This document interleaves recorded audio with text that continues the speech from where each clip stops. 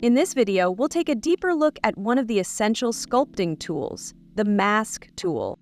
The Mask tool is activated by holding Control. While holding Control, drag across the mesh to apply a mask in the shape of your stroke.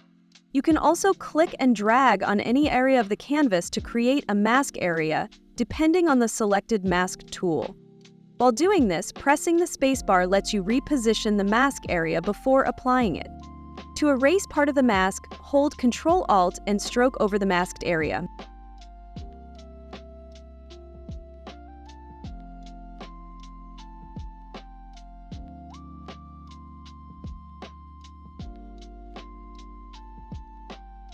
When a mask is applied, that part of the mesh becomes unaffected by the brush, which is very useful when you want to protect certain areas during sculpting. To blur the mask edges, simply tap the mesh while holding Control. This softens the edge, expanding the blur from the unmasked side into the masked area. On the other hand, if you tap the mesh while holding Ctrl-Alt, the mask border will become sharper. To invert the mask, tap the canvas while holding Control. And to clear the mask entirely, drag on the canvas while holding Control. All of these masking-related functions are grouped in the Masking section of the Tool panel, especially in the top part. Use them as needed during your workflow.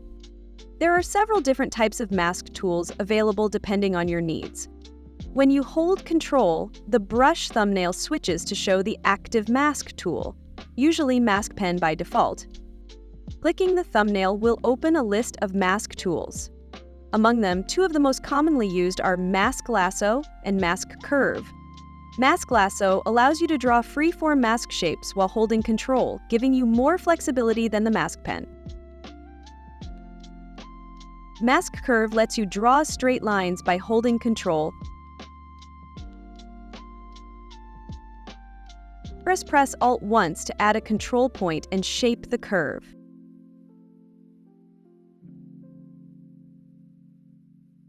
Double-clicking Alt creates a straight line instead of a curve.